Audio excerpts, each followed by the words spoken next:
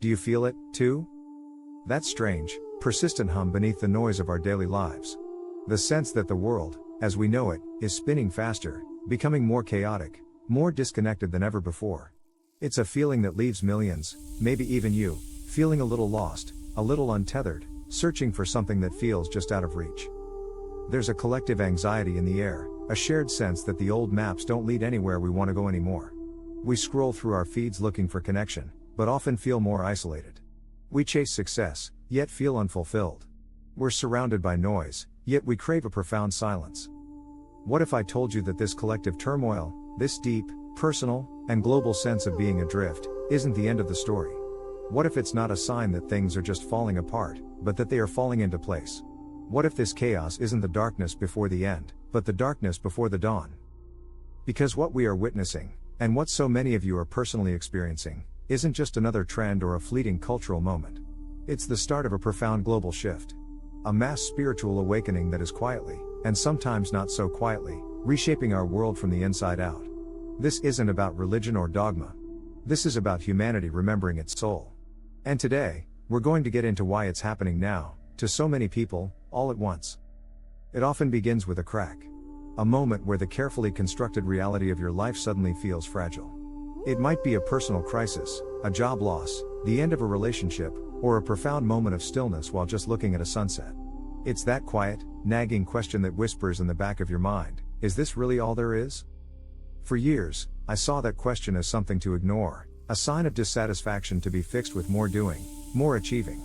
I, like so many of us, was conditioned to believe the answers were out there. But then the cracks in my own life began to appear, not as destructive forces, but as openings for light to come in. I started noticing the synchronicities, the strange coincidences, the moments of profound peace that came out of nowhere. I realized I wasn't going crazy, I was waking up. And in conversations with friends, in comments online, in the quiet confessions of strangers, I heard the same story, over and over again. We are not alone in this. This is a collective journey. The great unraveling, psychological triggers of a mass awakening. So, the first and most powerful question we have to ask is, why now? Why are these spiritual awakenings, once considered the rare domain of mystics and monks, suddenly becoming a mainstream experience? The most immediate answer lies in the very pressure that feels so overwhelming. One of the most significant triggers for a spiritual awakening is profound psychological turmoil. Think of it like a seed buried deep in the soil. For it to grow, its hard shell has to crack open. For us, that hard shell is often the ego, the identity we've built around our jobs, our relationships, our beliefs. And right now, the pressures of the modern world are creating some massive cracks in that shell. Research consistently shows that a huge number of spiritual awakenings don't start with joy, but with intense distress. They emerge from the ashes of depression, loss, and existential dread. When the life you thought you had, or the person you thought you were, begins to dissolve, it creates a void. It's terrifying. It can feel like a free fall. But it's in that void, in that space of not knowing, that something new has room to be born. Let's call this the post-traumatic transformation that researcher Steve Taylor describes. His work highlights how a majority of awakening experiences can happen spontaneously, outside of any formal spiritual practice, to ordinary people when life becomes extraordinarily difficult. In the midst of intense stress or a deep identity crisis, something remarkable can happen. The ego, the I that is suffering so intensely, temporarily loosens its grip. And in that moment of surrender, a different kind of awareness floods in. It's a sense of peace that doesn't make logical sense, a feeling of connection to nature, a profound wave of compassion for yourself and others. Think of someone who has lost a job they dedicated their life to. Their whole identity was the manager or the executive. When that gets stripped away, who are they? The initial shock and grief are immense. But in the quiet that follows, they might start noticing the beauty of the morning sky for the first time in years. They might reconnect with an old passion. They might realize their worth was never tied to a job title. That is the awakening. It's a fundamental shift in perspective. It's the realization that you are not the temporary roles you play, but the timeless consciousness that's playing them. This process is often called the dark night of the soul. It's a term that sounds poetic but feels visceral. It's the period where old beliefs, suppressed fears, and past traumas come to the surface to be seen and healed. It's an emotional roller coaster, a necessary cleanout.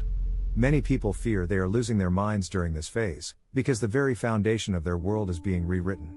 But as the psychiatrist Roberto Assagioli once suggested, this crisis can be an opening between the ego and the self, and a spiritual awakening can be a real cure for our inner strife. We are not breaking down, we are breaking open. And this individual process is being amplified on a global scale. We are collectively living through a planetary dark night of the soul. Global crises, from pandemics to social and political unrest, have forced all of us to confront our fragility, our mortality, and the systems we once trusted. These events have served as a collective pattern interrupt. They've shaken us out of our routines and forced us to ask bigger questions. What's truly important? What kind of world do we want to live in? Who are we, when everything we thought was stable is revealed to be in flux? This collective psychological turmoil is a fertile ground for awakening. It's pushing millions of people, simultaneously, to that breaking point where surrender becomes the only real option.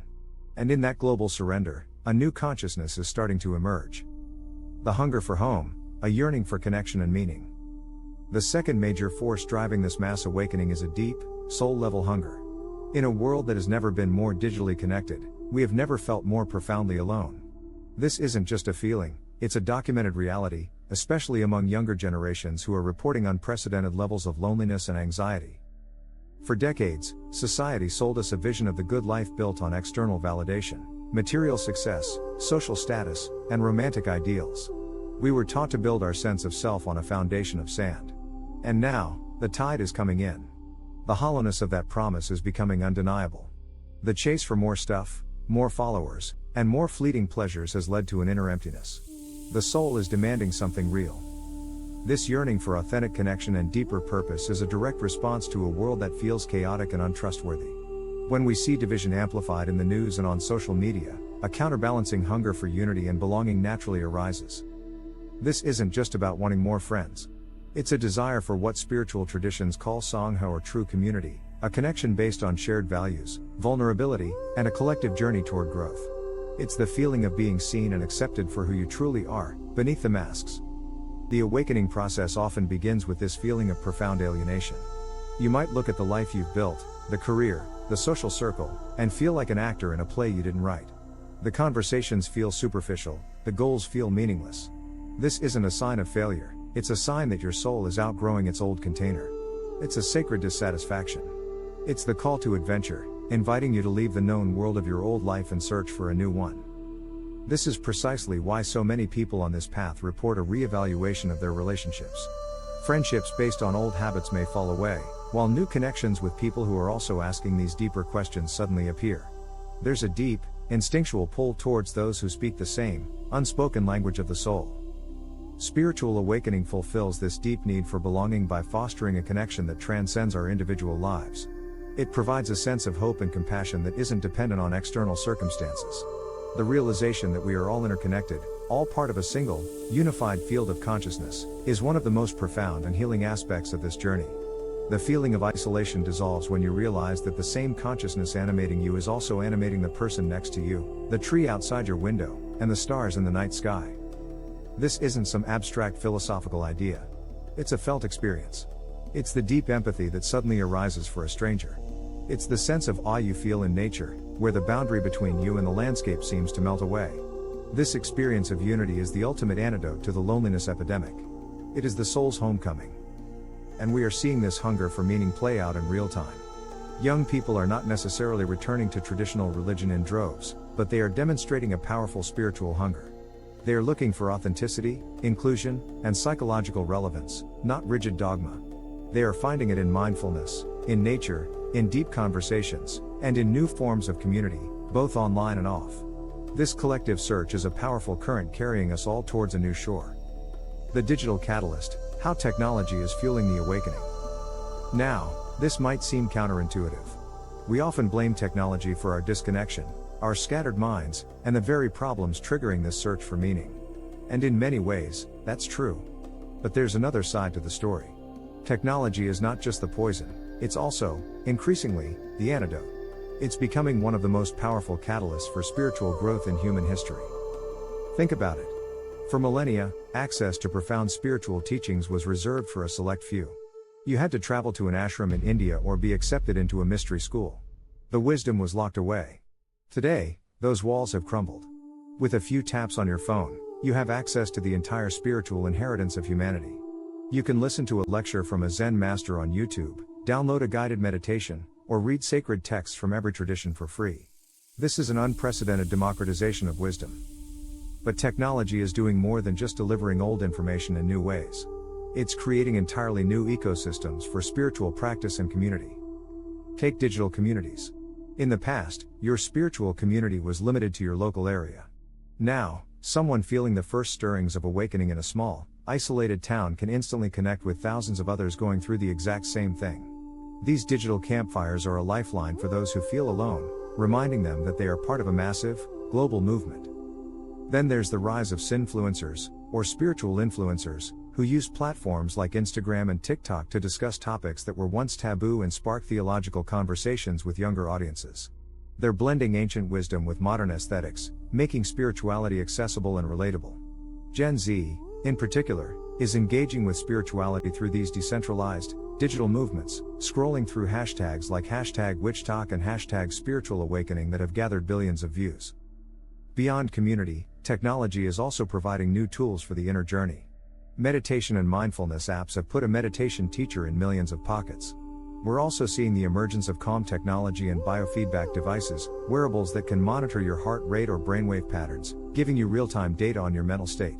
This allows you to see the tangible effects of a mindfulness practice, subtly supporting your journey.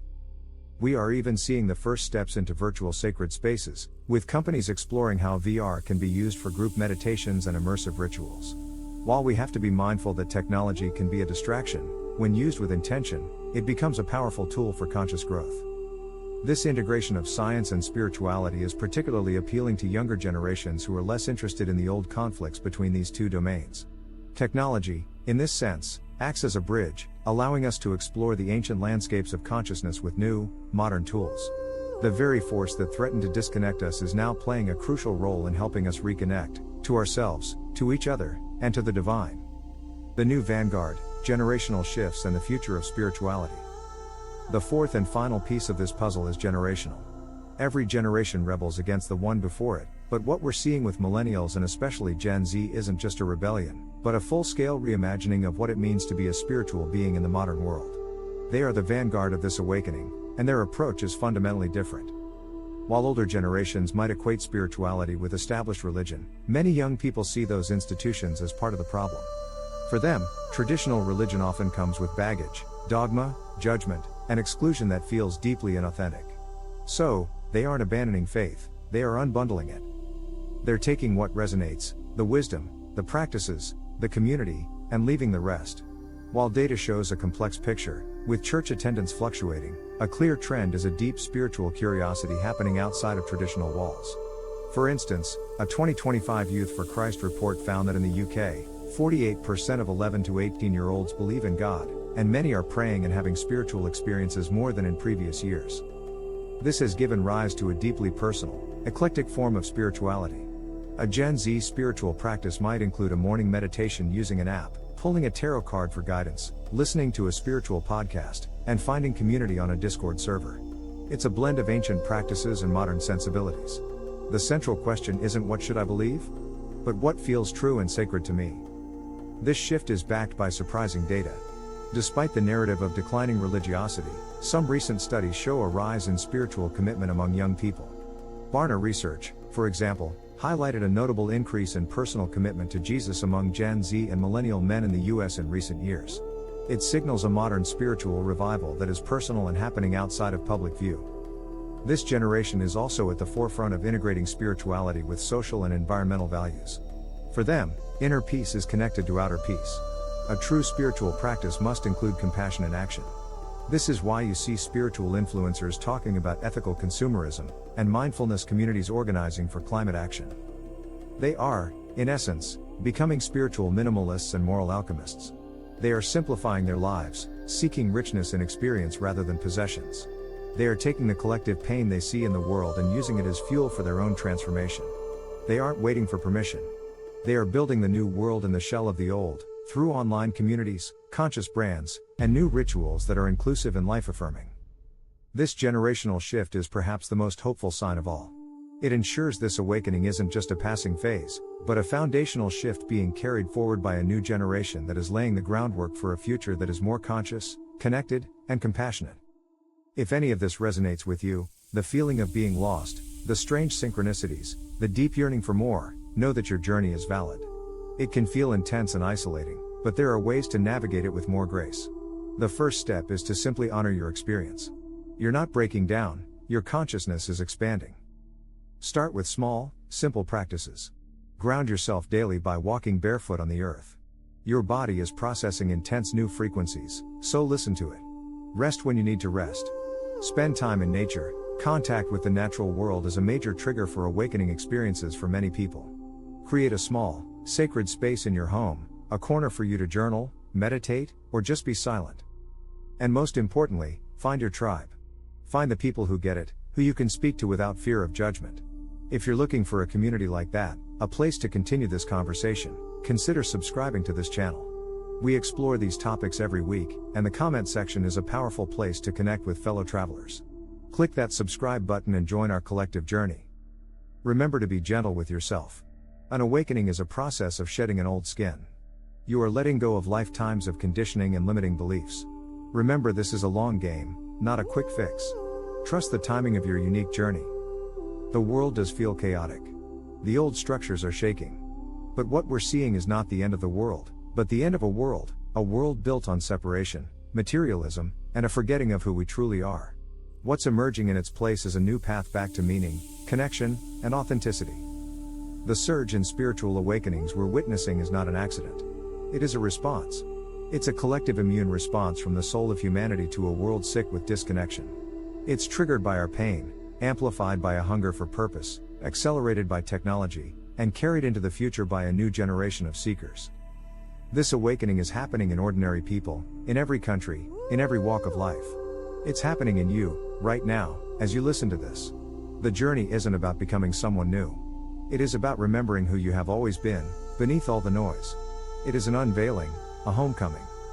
So if you feel that hum, that call from deep within, don't ignore it. Don't be afraid. It is the sound of your own soul calling you home. It is the sound of a new world being born. And you are a vital part of it.